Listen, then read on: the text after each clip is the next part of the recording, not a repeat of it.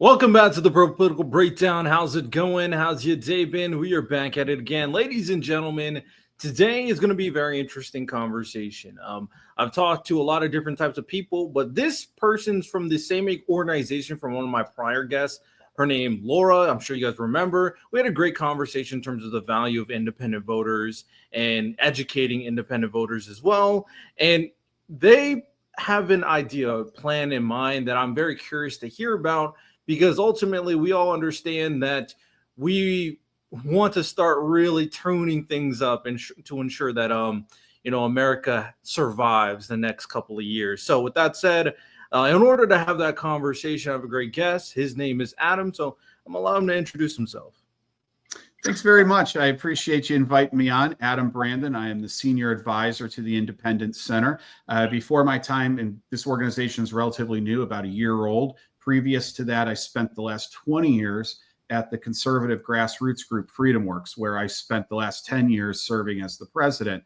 But with all the change that's happening in American society and politics today, I found that I became politically homeless. I really didn't fit in where the conservative movement and the Republican Party was heading in the MAGA era. So I had a choice and I had to leave. And so I've kind of connected with some new folks, and we kind of share the same vision that the only thing that is strong enough to actually change America are movements. Not political parties, but movements. And so what we see is the beginnings of an independent movement that is well underway, with or without us. There's just a general thing happening in society, but we're going to try and help to channel some of that energy. And Laura's much more into the vision, and I'm much more into the strategy about how you actually take this movement and you actually make political change. I respect that. I'm very curious to see what you guys have in mind to kind of shake things up. I've had this conversation with the prior guests in terms of, yes, I do not like basically anything that is going on in terms of our current administration, but I do think that we talked about how with chaos could bring potentiality for change and evolution. So we'll see how that plays out, but everybody has to have hands on deck. They can't just give up. That's the worst thing you can do, give up. Well, that's generally what happens in a situation like ours. If you go back into history, like way back into history, ancient Rome, ancient Greece, medieval Florence, these countries, these city-states that actually attempted to have republic systems of government, usually they all went awry. And usually what happened, it's when the polars, the extremes started taking over and everybody else starts checking out. And then what ends up happening, and this is when Benjamin Franklin, I think 250 years ago, said it's a republic if you can keep it. What generally ends up happening is politics falls into these two camps that are just right at each other's throats. And you have a super strong presidency, and Congress doesn't mean anything, and the courts don't mean anything anymore. And every 4 years, we have a death fight to figure out who controls and runs everything. And that's the end of America as we know it. And that's when we start looking a lot more like Latin America or a country like Argentina. And that doesn't have to happen. It does not have to happen. America doesn't have to go into decline like that. But what we need to do is we need to actually shake things up a little bit. But I'm not talking about burning things down. I'm talking about shaking things up in a positive way that you get the system to work as it was intended again. Fair enough. Fair enough. Before we get into the nitty gritty, this could be a shorter episode, ladies and gentlemen, but there's going to be plenty to talk about. But we always got to like to get to know who the guest is, not only in the political retrospect, but these people are human. I'm human. You guys know that. So what are some of the hobbies that you enjoy? You know, that's a great question. I think most people, when they know me for a little bit, you quickly learn that I'm very proud. I'm from Cleveland, Ohio. That's where I was born and raised, and I still have a lot of family and friends back there. So I'm a diehard Cleveland Browns fan, and I tell you, it's not the easiest thing in the world. If I could have choose to be a fan of any team in the world, it would not be the Cleveland Browns. But here I am. I'm really enjoying it because, we just saw Shedeur Sanders, my guy, light it up in preseason. So, yeah, I'm the guy who gets really excited about preseason football. But other than that, look, I've got 2 kids under 5 years old, so I don't have a lot of time for my hobbies anymore. But I do enjoy history quite a bit. I'm a Revolutionary War reenactor. I fall in with a unit. I actually work on the British side, the guys with the red coats. And then my other hobby I love to share with my wife is we're good wine. We're wine people. We like to sit around and have friends over and open up a couple bottles and debate and compare and drink them down. So it's Cleveland Browns football, history, and wine, or outside of work. Those are the types of things you'll find me getting into. I respect that. I always think that it's important to have like hobbies outside of politics, because I'm gonna be honest, like doing this all the time can get, one, boring, and two, very blackpilling, especially in our current situation. So yeah, I'm a big football guy too. New York Giants fan for sure. Been a New York Giants fan since Eli Manning, of course, and right now still a Giants fan. I wish we got Shador, not Jackson Dart, personally. I'm not a big fan of Jackson Dart, but we'll see how that plays out. But with the Giants being so lame, I'm not like die hard Giants. Like, they are my number one for sure. But that allows me to kind of look at other places. Oh, I like this player, so I can like other players. And sorry to say, I am a big Patrick Mahomes fan. It just is. Well, it's hard not to be when you watch him play with the style, just how he plays and the effort that he puts into the game and his attitude. It's a fun player. But I also say one of the reasons I'm a Cleveland Browns fan, it's obviously not for the football. Look, my dad was a Browns fan when I was growing up. I would hear stories about my dad talking about watching Jim Brown run with like multiple men on his back, and he would just keep running. And then I never met my grandfather. He died a long time before I was born, but he was a diehard Browns fan going back into the early 1940s. So for me, it's more about community. And I've long said this: when I moved out to Washington, D.C. in 1996 to go to college, I started going to the Browns backers bars. Actually they left right around that time, but around 1999 when the team came back, I started going to the bars, and you'd walk in and it was, black and white and old and young and fat and thin and male and female. And it's just this great group of people. And that the only thing we had in common was the Browns. And it kind of, to me, it's an American story. And so as bad as the team is, I like the fact those people are still showing up. And I kind of look at them as like almost like these are my fellow fans. And it's a community. And I think that we are looking for positive communities to be involved in. And hopefully with politics, I think sometimes the communities have gotten too negative, too adversarial. Because look, I was just on a podcast the other day with some diehard Steelers fans, and we were able to laugh and make jokes and have a good time. But we still love our teams, but we love football and we love the camaraderie more than just about anything else. Yeah, I could definitely co-sign that. There's the value in the kind of community you can build with some of these type of hobbies and these type of means of entertainment, such as football, of course. And who knows, Browns do have some good things. If Shador does pan out, you have a great coach. Kevin Stefanski's amazing. Well, your running back room's kind of weird. Judkins, I don't know what's going on with that dude. No idea what's going on. But your defense is really good, so you guys have that. Well, we're playing for next year. I mean, that's what everyone says. This is all about, getting the draft picks for next year. So I understand that, but that's why if Shador could actually be decent, you could actually take those draft picks and maybe actually rebuild a team. But, I learn a lot by following the team as closely as I do, the things to do and not to do. You learn a lot about life when you follow team sports and why people make decisions they make, good decisions and bad decisions. Yeah. And I actually got pretty close with a former NFL player, Gerard Cherry, who won 3 Super Bowl rings with the Patriots. And he also played for the Saints before they were good. And I've had some incredible conversations with him about good teams and bad teams and what holds a team together and what rips a team apart. And I think there's a lot of lessons in football and team sports for our society. And that's one of the big lessons I've also learned in my career is that this adversarial nature that we have between right and left in American politics, if you start putting that in front of like the country's going to suffer. And I think we're starting to see the country's actually starting to suffer, and because the political classes are putting partisan interests first. And partisanship is not necessarily bad as long as you still put the country's interests first. And I think we're kind of, that's out of whack right now. And again, I believe, and we just started talking about this a little bit, I believe it's the independents that are going to get that back. And I know we were talking about Cleveland Browns and football, but everything in my life, it's just when you're working at a startup, everything ends up coming back to independence. So yeah, it definitely does. I always said that I was a big fan of Well, big fan might be a stretch, but I always think that there is value in a third party or a Mhm. moderate voice that can really bridge the gap, because right now it definitely seems, and I mean, to be fair to me, like to be fair to like certain people on the Democrat side that kind of coincide with what I believe, I think MAGA is just terrible in every Mhm. conceivable way. But before that, I always thought the Republicans had good ideas. Like in the primary when I was watching it, I was like, you know what? I like some ideas from Nikki Haley. I like some ideas from Doug Burgum. I like some ideas from like Mike Pence. I was like, okay, cool, cool. It's just I'm like super anti Donald Trump. I just think he's bad.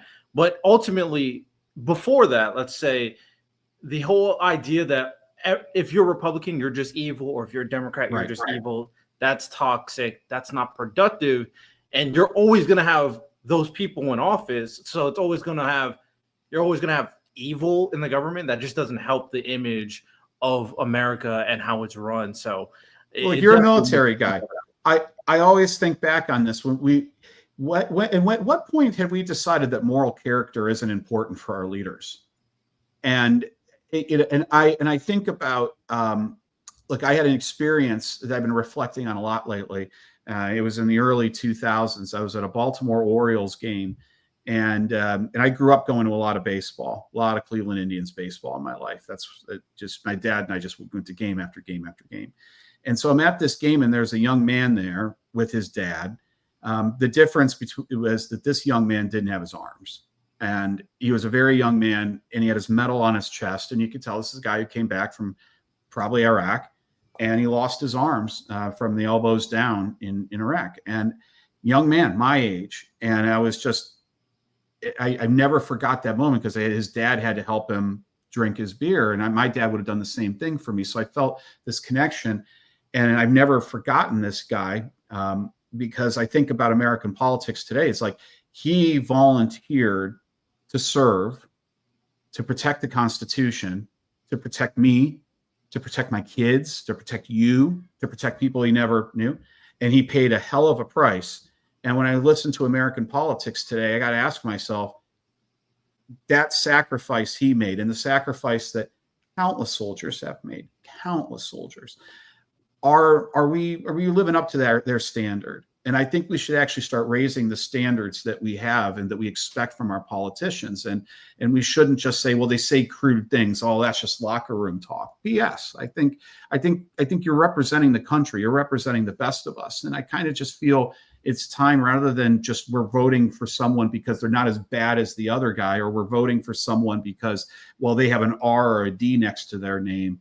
I think that's got to change. And I think for the problems that we're facing, whether it's healthcare, whether it's debt and deficits, it's immigration, the challenge of China, AI, you're going to need to start having people talk to each other across the aisle. You're going to have to start having some deals that are made. And to do that, you're going to have to get beyond partisanship. So I think the way that I see that you get beyond partisanship is you actually challenge the two parties and force them. You absolutely force them. Don't trust them. Force them to rethink how they go about their business. I'm very much with you. I do think the whole idea that you can do, say, or have done terrible things and kind of wash it off as like, oh, that's just who he is very lazy, to be honest. Yes.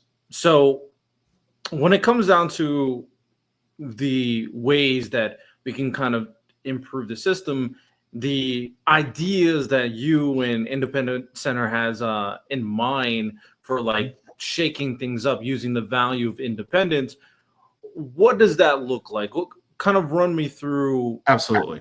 what this is. So let me throw some data at you real quick, and you can start to see where this narrative starts to go. The first thing to understand is that Gallup says 43% of Americans are independents. Our numbers show it's slightly higher than that, approaching 50%.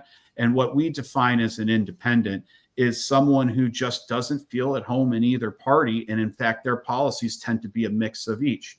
When we started doing research on independence 3 years ago, we came back with two major value statements that we heard from these folks. Number one, on social issues, they tended to be very what I would call live and let live, meaning what consenting adults do in their own home, stay out of their business.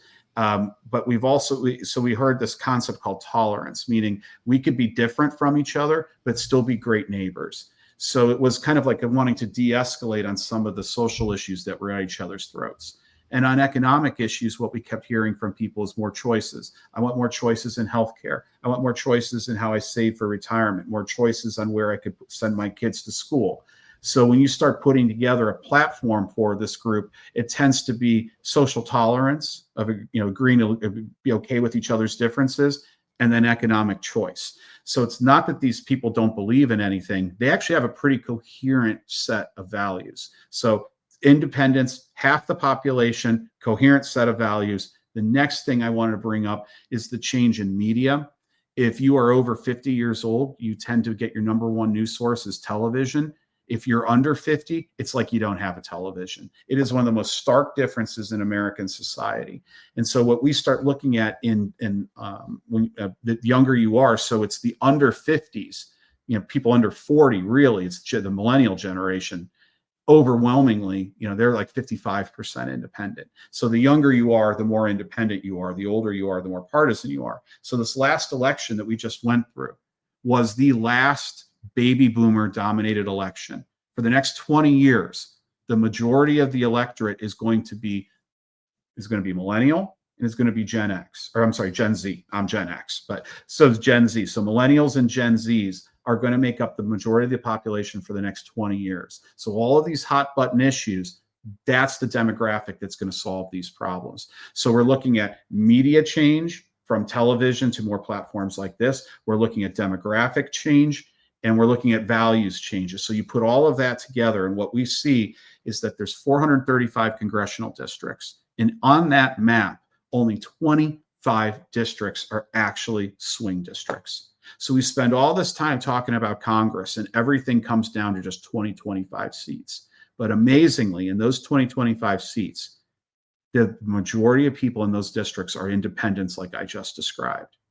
They tend to be suburban districts. They tend to be millennial dominated. They tend to have a lot of younger families. And so what our theory is, in those districts alone, so not president, you're going to have some people running for governor this cycle. We're going to support some of these people. You're going to have some Senate. But the real opportunity that we're most excited about is if you could run and win independents in those districts, and just 5 of them, neither party could form a government. Neither party could form the majority.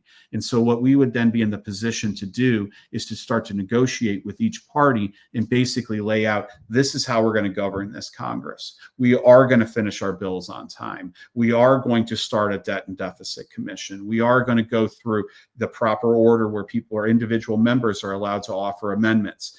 That is all it takes. 3, 4, 5 independents elected, and you could fundamentally change the entire government. And I think that's what we're going to try and do in 2026.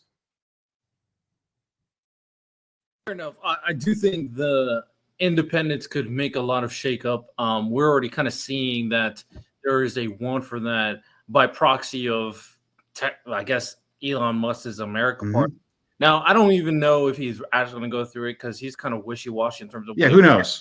But what is more important is that there was like 1 billion people who voted, and the majority said yes, they do want this. So there's a want from the people, and that's the data you can abstract from that. Go ahead. I'll be very clear. My strategy is not to start a third party. I work very closely with the Forward Party, who is starting. We have a little differences in our strategy. We're going to be all in the same. We're all in the same movement, so we're all friends. But for me, when I look back at what has driven change in American society, you look at the abolitionist movement. You look at the women's suffragette movement. So it's civil rights, suffragette. Even when we outlawed alcohol, you had a temperance movement. These are movements that change American society because they change both parties. So when you look at all that number, that's the main thing I see is you have the prerequisite numbers to start a movement that could change American politics. And so that's what the Republicans and Democratic Party, that's the one thing they don't want to have happen. But as those two parties move to become a harder and harder base, more and more ideologically defined, that creates this opportunity for this big 10 in the middle. Like, look, I am a fiscal conservative. I do come from the right. I'm not changing what I believe in. However, I can sit and talk with someone who comes from the center left, who may have different values and different views than I do, but we're actually pretty close on most things. So that gives us the opportunity to actually find deals so that we could both be happy and satisfied with change. And that's exactly what we need to solve some of our big problems right now. I think that's very fair. Even though I say that I advocate for a third party, it's very specific what I advocate for in terms of a moderate voice that can challenge both sides. But that doesn't really exist right now. And ultimately, the way you're kind of approaching it is that there's specific movements attached to certain policies / principles that people are strongly in advocate for, whether that be something in regards to minimum wage or healthcare or public education, abortion, for example, that can really put pressure onto these parties in the midterms. And I'm with you. There's a lot of pressure on Republican parties to the point where they're trying to gerrymander different states. Right. And they know that they're going to lose votes.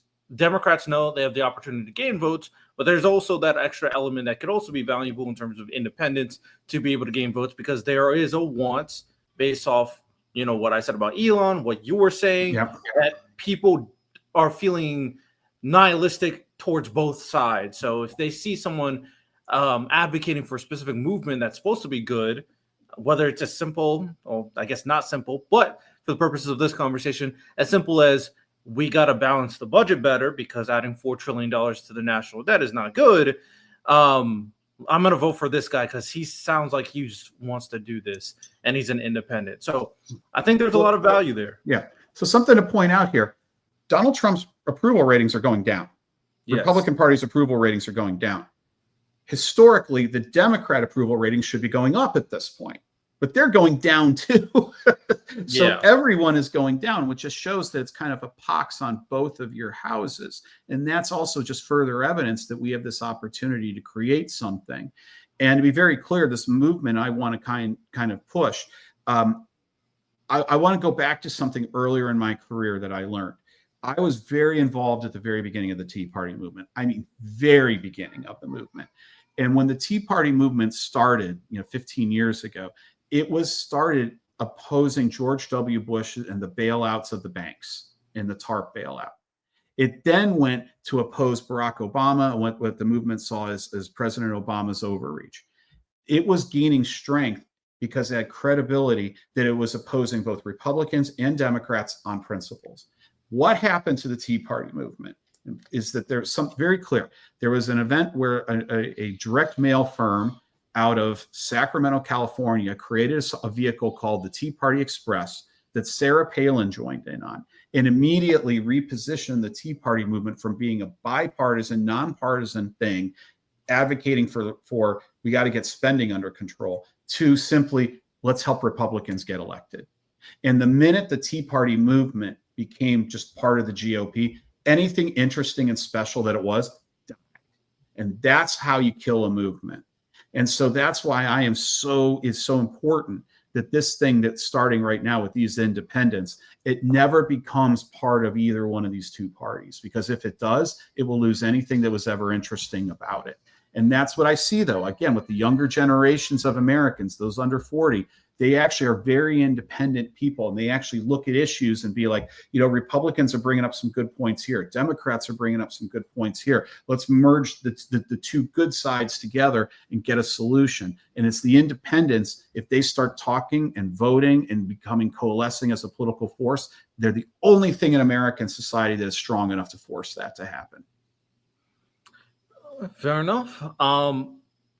There is quite a few examples where it's like these movements have brought huge success, and either it coincides with the principle that the Democrats or Republicans believe, depending on what you're talking about, or that it in and itself was loud enough as an individual entity to resonate with the people. The thing that I do think it will always going to be, that's why there's always this gray area you always have to consider is the leadership capable enough to hold steadfast in terms of their foundations, and is the intention behind the movement good, so to speak. Mm-hmm. So one thing that I kind of thought about immediately is like the BLM movement, Mm-hmm. because BLM, when it comes down to it, there are certain things that I do think there is very fair criticism in terms of making, police forces,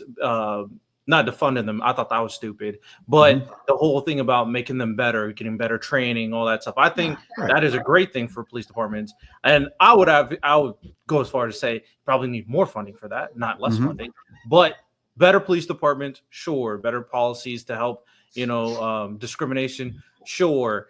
And then obviously there are things that happened that was very counterintuitive in terms of the movement, with the riots that did happen where people were being violent and they were looting stores. And then there was a lot of like controversy with some leadership taking money and buying mansions. So there's always concern when it comes to these individual movements and what they're doing. What would you suggest, or how would you deal with the potential, so to speak, corruption of a movement, because they are not confided based off the people or institution to try to keep them in check? Like, regardless of what we say about what's going on with the current system, it took a lot for MAGA to erode it as much as it did. But a movement, they don't have any of that. So it's such a great question that you bring up, because this is kind of like a two-step ahead question. Because right now, no one sees the independence coming. No one is really worried about it. I always thought it was amazing. When we started this new organization, we started the 501c3 Independent Center. We have a 501c4 Independent Center Voice. But then the third entity that we set up was called the Independent PAC. Now, every PAC in the world is registered. Like, Joe Smith for Senate, Wisconsin, 2050 is registered. No one registered the Independent PAC. I was able to just fill out the paperwork, hand it in, and get it. So what that shows is just no one is paying attention to this. But soon enough, when we get a few independents elected, and as I mentioned, it only takes 3 or 4 or 5 independents in Congress right now, and independents end up taking control of the entire body. When that happens, everyone is going to, this is again what I learned in the Tea Party movement. Everyone jumps in, and there's all kinds of scams that start to develop. People start setting up PACs, and people don't realize this. Instead of it'll be independent, the real Independence Center or something like that will be founded. And then they would be able to raise money and do what they want. So I've actually been talking with groups like, Joe Manchin's group, Americans Together. I've been talking with the Forward Party. Been talking with a lot of other people who are working in this space. There's a lot of vet community that I've been spending some time with.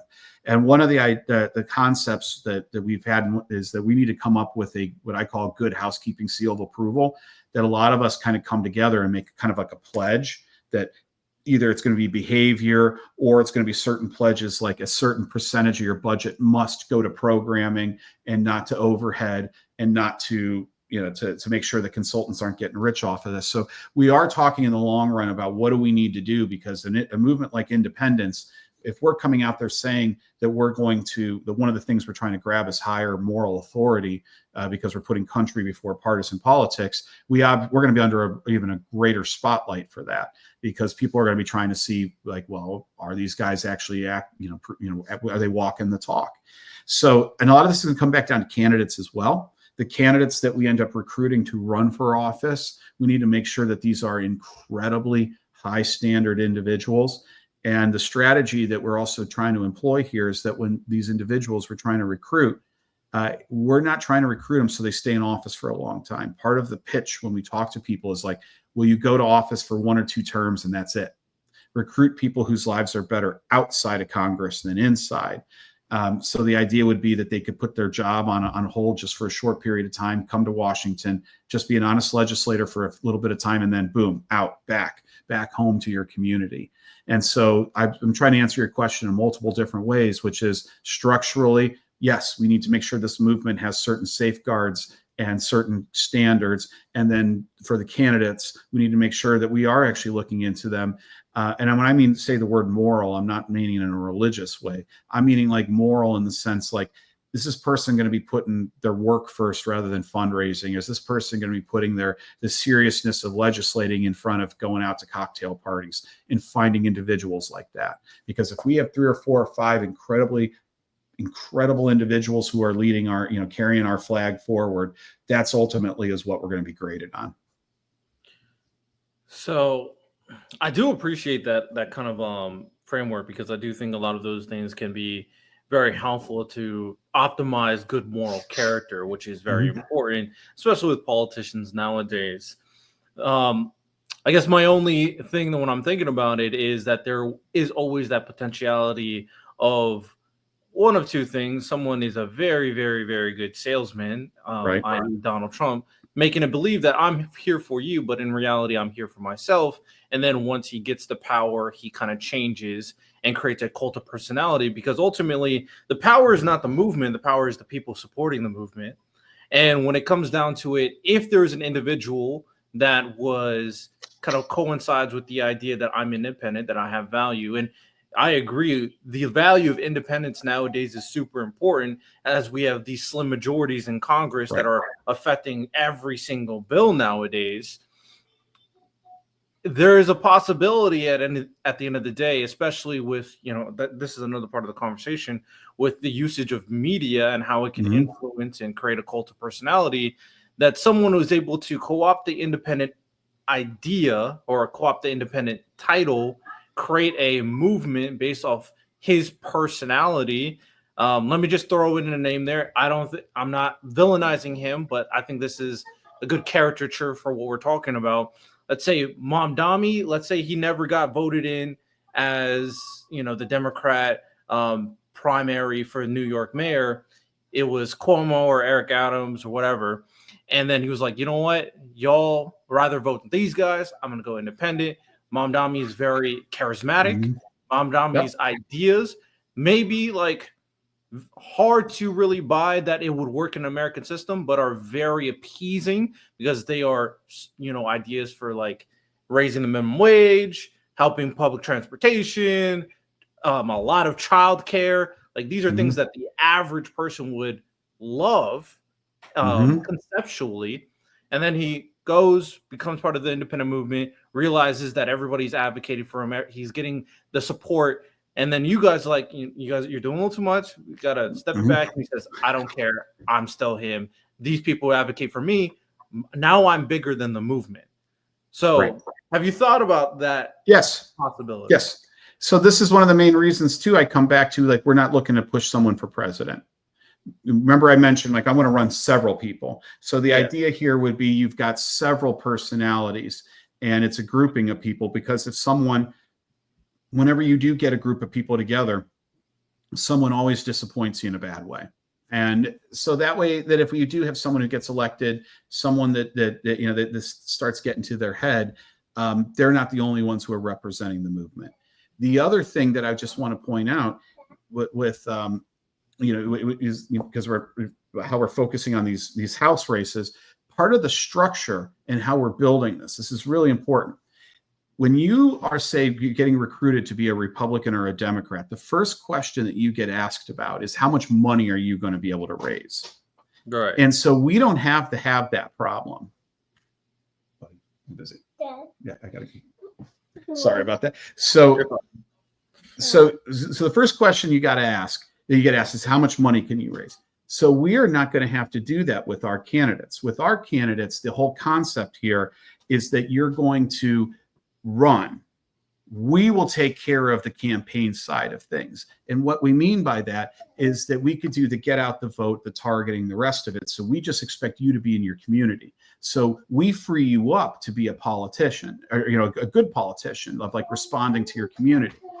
On the other side of it, though, if they go bad, we get to cut them off from that list. So it's a way that we can kind of have a check and balance on each other. Okay. I can see that. But this is a risk. I can't tell you that we have strategies, but this is a risk. But I look at it, it's like the upside is like 80% and the downside is 20%. So I'm going to go with the upside and just hope morally we're going to be able to lean on these folks. And I think I mentioned a lot of the people we've been talking to about running are ex-military. And these are people who've, in their previous life, they have demonstrated so many ways of having a good commitment. And like if you saw volunteer to go get shot at to protect me and my liberty, I mean, this is obviously someone with a higher moral standard than we're seeing a lot in Washington today.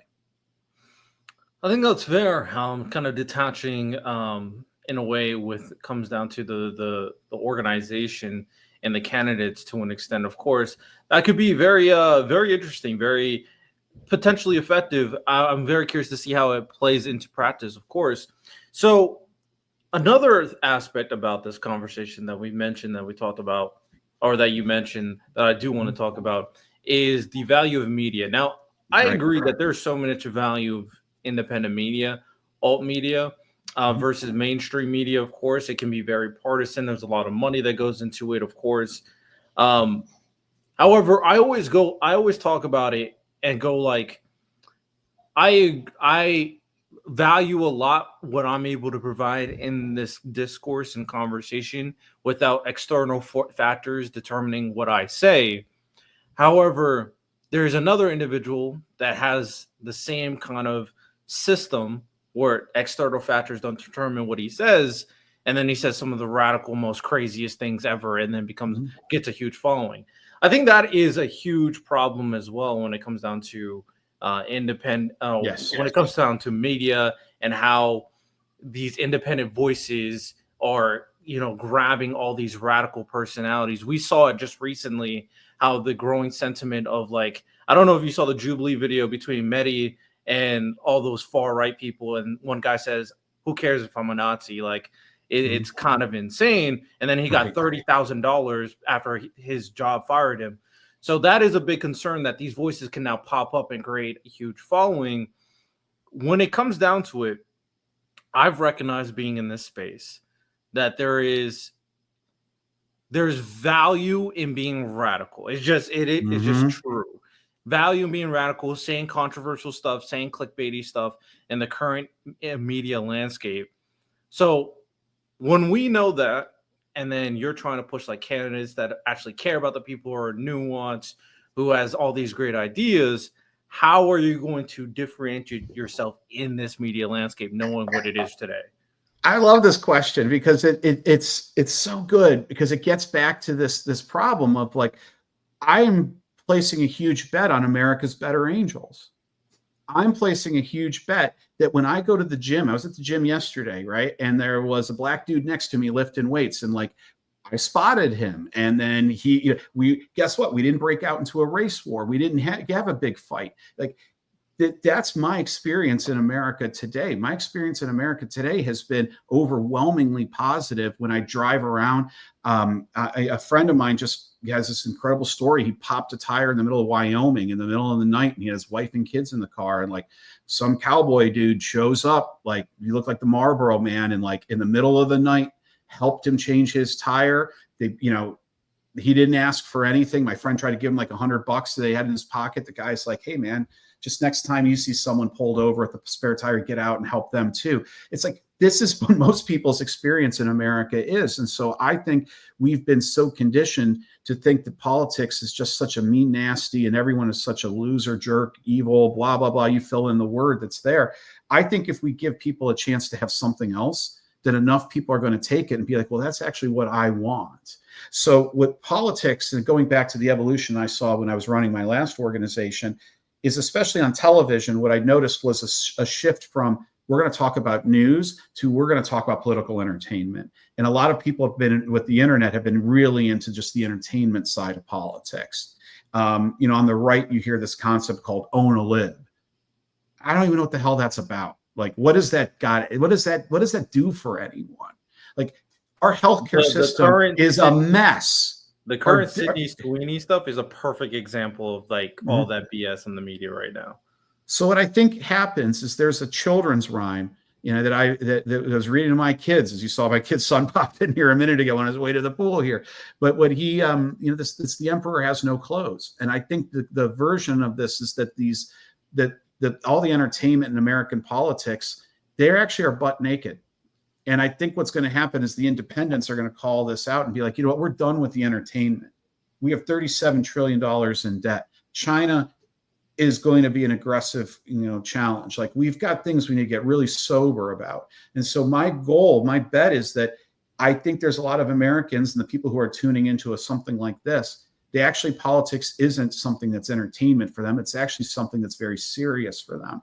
And the society is very serious for them. And they realize that if trends continue, we're going to lose this democratic republic that we have. And we're going to end up like, like a larger Brazil or Argentina, where there's going to be less economic dynamism, less opportunity, more political violence. No one wants to live in this system. Like the fact that you had a state-let officer get shot in what is it, Minnesota a few weeks ago, and we spent one day talking about it. Like we should still be talking about that. That is outrageous that with political violence is becoming part of our system. So this is just all part of it. I believe that what we're going to finally do is give people a better option that is sane, that is common sense, that is not about hyperbole, that's going to be very transparent, that we may not agree on everything, but at least we can be civil with each other, and people will buy that option. They will take that option. And once people start taking that option, the two parties are going to be forced to be like, we're going to start losing elections if we don't start peeling this group off. That to me is going to be a major step positive. So I'm just betting again that I'm betting on the better angels of our society, that there's enough of them out there to actually pull this thing back out of the ditch. So I do think that the most people would be, and I like what you brought up in terms of the car thing. I had a conversation with someone else. I think he was a big like human rights guy, and he talked about how many people do you believe would come out and help you if your car had trouble in the middle of the road. And genuinely, most people would help you. For sure. Most people would help you. So this is what I think is an interesting thing when it comes to the internet, because I do think there's a difference between the internet and real life. But I do think there is an impact that internet does that I think most people don't realize. I don't think the internet, the people on the internet is indicative to real people, basically. But the problem is that they're a potential news outlet that can inform real people. And the issue when it comes down to like algorithms and how they work is that it's all about interaction, retweets, likes, views, all that stuff. And that information that is getting kind of propagated continuously is getting propagated from radical internet people. So those people are going to keep on pushing the crazy right-wing conspiracy or the crazy left-wing woke stuff. And that's going to be constantly going out. And a lot of these people that are on the internet all the time, I'm going to be honest, they tend to have like not so great lives. They're pretty depressed. They hate everything. They're nihilistic. So they push that information, and that information gets sent out. And then a real human being that's like doesn't think that everything is doom and gloom sees it because that's the one getting the most attention. And they're like, wait, that true? Because this is what the internet people are telling them to see. So that is the kind of problem in society right now with how the internet is working in terms of news and media coverage. That's why the biggest media platforms are some of the more like unhinged, like Alex Jones, like freaking Hassan Piker. Like these are huge figures that honestly are terrible in terms of political information and political it's entertainment. It's not supposed to be you're telling your audience what they already believe and just firing them up. That's their model. But but if you look at the decline, I sent this article around a year ago to a lot of my staff on it was the new head of CNN was basically saying CNN is going to die, and all of these big networks are going to die. And you're watching this happen in real time. And the viewership is low and declining. It's all switching over to platforms like this that we're on right now. And so what I think happened is in the first wave of podcasts, internet, you are starting to see a huge, the shock jock, right? Like the Howard Stern, did it to radio, and then that became a thing. And then that, that kind of shockiness kind of spilled over into politics or spilled over into the podcast. I just think with the amount of people who are now flocking to this as their media source, you're going to see a new opportunity. Again, we're talking about half the population here. So those people that are driving that, that more intense red meat based conversation. They're catering to 15% on each side, maybe even smaller than that. But you put those together, it's 30% of the population. The bet here is that 70% of the population is going to have to basically get involved. And I believe that is happening. And I believe that's happening because it's being driven by this generational change. And so I think when you're going to start to see which podcasts are going to become more popular as time goes on, they're going to be more serious ones. But I will say, getting back to this radicalness, what we're talking about right now, the independents leaving the two parties, voting for independent candidates, this is the most radical thing in American politics today. Like, it is difficult to get more like a challenge to the system than this very conversation we're having right now. There is very few conversations that have a way to actually move things forward that could actually solve the immigration challenges, that could actually solve our debt challenges, could solve our environmental and energy challenges. The conversation we're having right now could do that. So I actually believe with time, you and I may not be yelling at each other. We may not be trying to say extreme things to shock each other. But what we are talking about is by far the most radical conversation happening in American politics today. And I think that alone will help drive it into the forefront. I respect that perspective. Ultimately, when it comes down to it, I agree in terms of the overall sentiment. So to kind of come full circle on how I think this all can be productive is that knowing how the current system works based off how I explained it and how people are getting this radical news pushed in front of them, most people are going to see that and go like, yo, what the hell is this BS? I don't want this. So there needs to be a intended not cooperation. I didn't want to use the word coalition, but cooperation between all these different movements, groups, media entities, individual personalities that are constantly knows that the value of politics should be what making the country better, not to win elections, and help push each other's messaging. And then at the same time, I also think that there is going to be intrinsic value to be genuine at the same time, and there has to be a level of like intrigue there to appeal to those people, to also bring them from the shadows of darkness of the radicalness that they are in, because they're so black-pilled. And in order to do that, you need to one, seem more genuine, more human, not like be like a political puppet, like all the good stuff. There is like interesting ways you can be like normal, just like how we talk about football, for example. Like a lot of people like these things, as well as going out appealing to the people, like Mom Dami has done, for example, when he went out to talk to people individually. People are going to see that, they're going to feel better about it, like, oh, this guy's like me.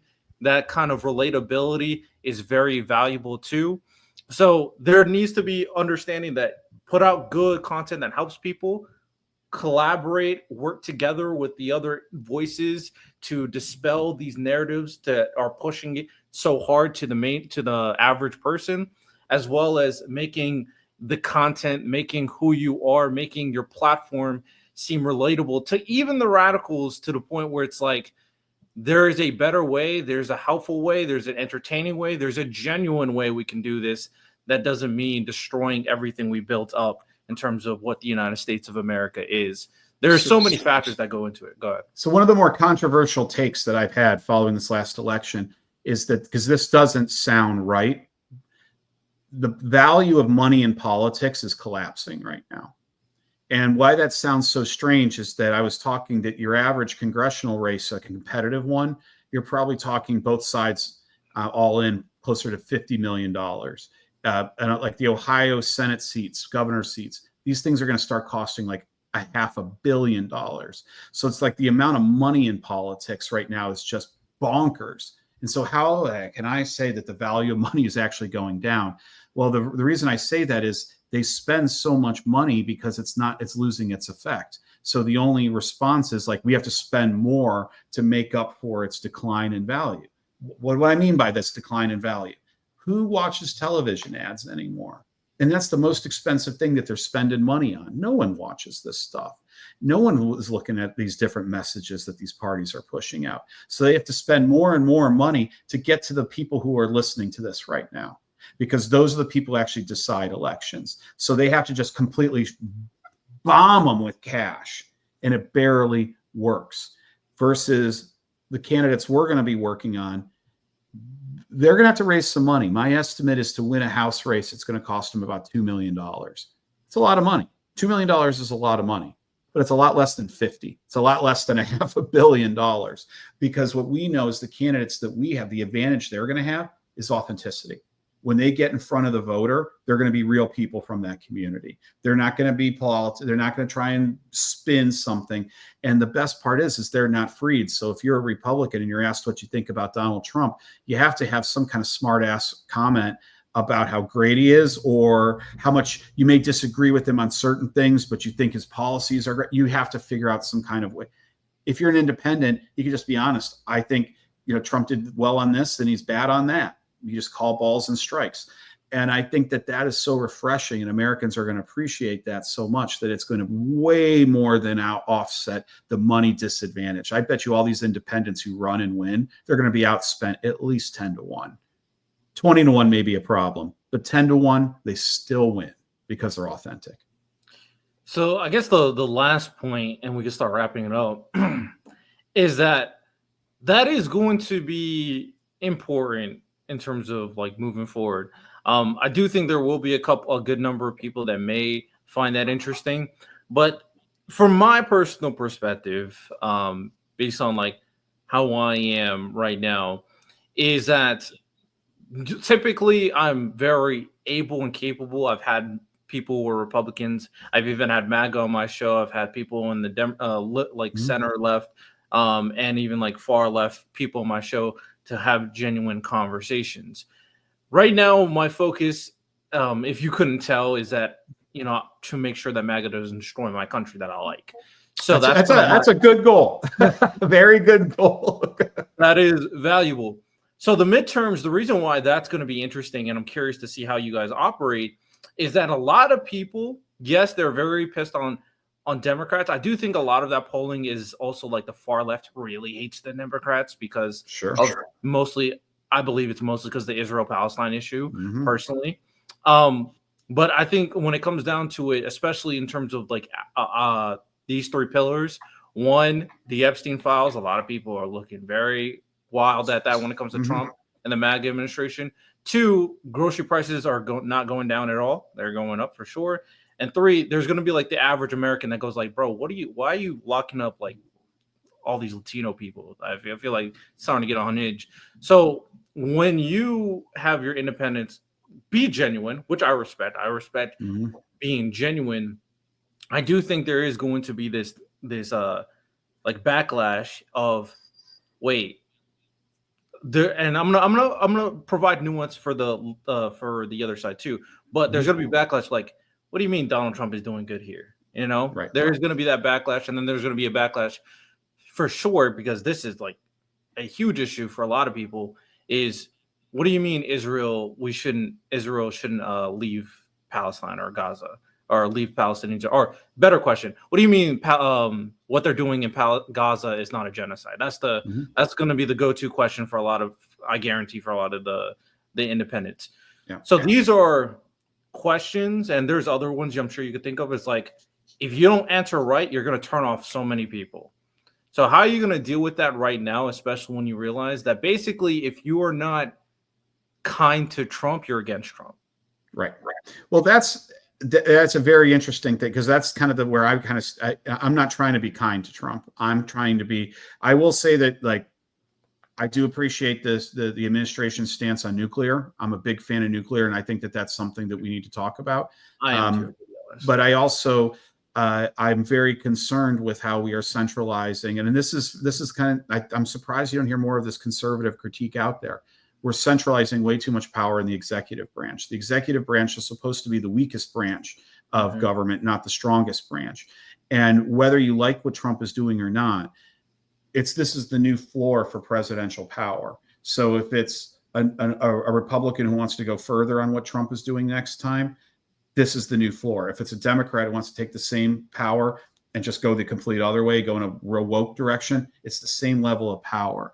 And I think that that's part of we have to have a serious conversation about are we actually going to try and continue to have a constitutional republic or not? Because we're kind of pushing it right now.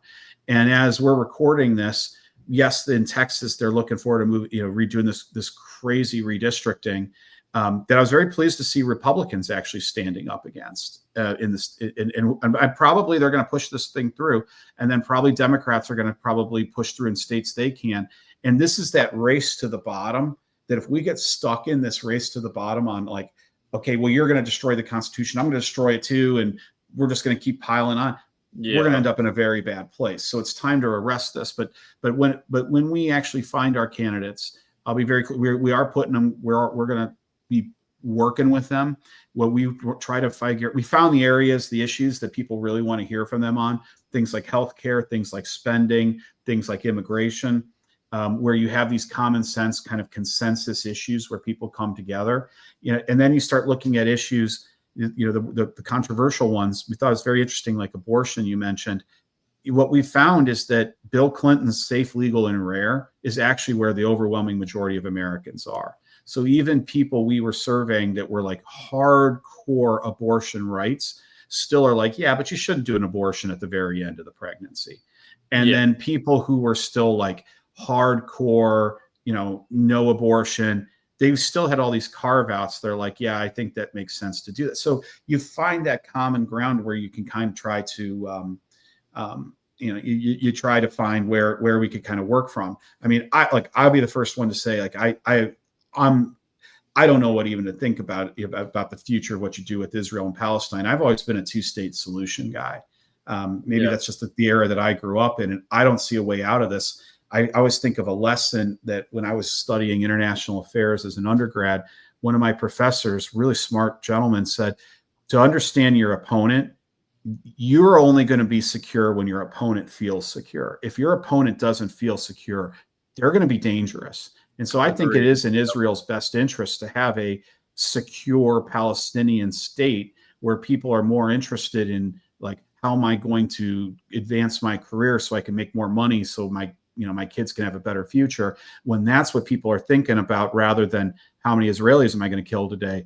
I mean, that you're never going to be safe if your opponent is thinking that way. You're only going to be safe if they're thinking about, how do I expand my business? So I don't know what we could even do as a country to move there. That's kind of where I've always been as a two-state solution person. So now I'm speaking for myself, not for any of these candidates, but these are the types of things we would try and work with them on. Is like, I have some friends who are elected officials, and some of the lines they've been using, because they believe this to be true, is like, my job is in my jurisdiction to make sure that all Jews and Muslims in my jurisdiction feel very safe and secure, and that they have their rights.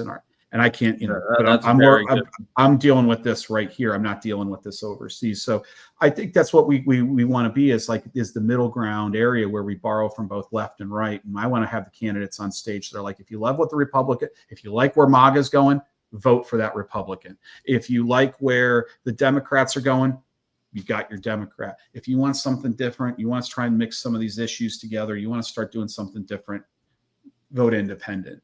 We're the candidates for you. And I respect that. I do think it's super important to be honest in who you are and what you're talking about, because that's one.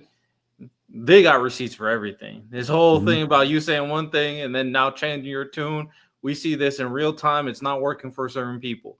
So being honest, adhering to your values and articulating what those values are to people is very important, because, like, for the most part, because when I'm thinking about that, there are things I'm like, that probably would be a good idea from MAGA, even though I think overall they are doing a lot of terrible things. Of like nuclear, I'm a fan of. I'm a fan of like focusing on fitness and wellness and all that stuff. I don't know. I don't want to eat plastic. That should be controversial, right? Like, like there's important things there. There are things to appreciate, but always I'm also think that this is going to be valuable for your candidates is to look bigger picture, because these like smaller issues, it does that outweigh everything else that they're doing, and that's always the important thing to consider. This is why when I'm talking to moderates and centrists, I always go like, there are things to like, but there's also never tried to just equate everything like they're the same. That there's severity of like what's one side is doing versus another side. I really hate a lot of stuff that people on the far left do, and I really hate a lot of stuff that MAGAs do. But you can't equate them to, because I think you're also going to lose some people. So that's but I think it's important in that I just want to make sure is that for this movement, I had this conversation with several people and they were getting into arguments over who they voted for. And I just tried to stop that because it was like, look, you guys were all given two crappy candidates. So you had to choose between two bad candidates and you chose a bad candidate, whatever way you went. Let's look forward. And if there's a big lesson from the last election, it's like, how could a great country like the United States put forward such crappy candidates? Like, that's embarrassing. We used to have these books, like, when John Kennedy would write books like Profiles in Courage. And, you go back to people like John McCain. I mean, the guy was in a POW camp. George Bush, not W, but George Bush, like, I mean, the things that he was doing with, in his service, like so many of our elected officials have had just these tremendous, I mean, just, and now we've got people that are just more interested in political theater. So yeah, I just keep coming back to this. I think we've the pendulum's kind of swing in America. And I think that we've been used to this pendulum swinging between right and left, but I don't even know what right and left means anymore in this country. But what I do think is I think the pendulum between this like extreme and this calm competence, that's the new pendulum swing. And I think we're getting pushed out here to this extreme side of things. And now we're going to start swinging back to, can we just have some calm, boring leadership? Because what we find when we talk to independents, and actually both Republicans and Democrats, people would prefer we kind of take politics down. We were talking about football earlier. Football is a safe place for me to go where I could talk to people we don't have to talk about politics. And it was hard when during the Kaepernick times when then all of a sudden politics was getting involved in sports as well. And that is not discounting all the issues that Kaepernick was bringing up. But it was hard I think for a lot of us that no matter where you go in America today, politics seems to be seeping in. And I would like for politics to leave a lot of our areas. I would like to get politics out of the schools, out of sports, but I think that we do that by taking the temperature down so that people like a Kaepernick feel that, like, my issues, at least even if I'm not getting full satisfaction on what I want to see in those issues, at least they're getting debated and discussed and they're being treated seriously. And we were talking a little bit about, the response to George Floyd, and what happened there. Like, can't we all agree that every single American should feel safe in front of a police officer, period? Like, that's not too much to ask. And so that's not a political statement. That's just like, we should feel that way. And I think it's so many of our issues, like on immigration, we get this we have to be so hard, rule of law, kick you out. And then the other side, well, we have compassion for your bad experience. We're going to let you in. You can be for rule of law and compassionate at the same time. And I actually think that's where your better outcomes would be. So yeah, we can't take care of, we have a lot of people in the United States we need to help and take care of. But I think at the same time, we can help and take care of other people, across the world too. These things aren't mutually exclusive. I ultimately agree. Hey, I mean, if you ever need someone to grill your candidates, feel free to let me know, because I'm not, I'll ask them hard questions. But ultimately, I do think, constantly striving, all the different solutions and all the different organizations that I've talked to on this podcast, the hope is that we can make good of a bad situation. Right. And hopefully we can do that, especially with the upcoming midterms. I think that will be a huge litmus test if how things will move on moving forward. Look, I got to go back to here's my last thing. I just got to tell you, it's happening because of demographics. And what I mean by that is I believe the baby boomer generation, which grew up in the Cold War, they're used to this, like, if Saigon falls, this is a victory for the Soviets and a loss for the United States. It's a much more black and white generation. This is a generation that grew up with 3 television networks, with a local newspaper. That was it. They're used to less choice. They're used to these stark differences. You get to the younger generations, what we see with these millennials, the biggest difference between millennials and boomers is millennials spent their entire lives growing up with the internet. And so I always joke, older Americans, like when I was a kid and I went to the store, I had two choices in peanut butter, Skippy and Jif. Those were my choices.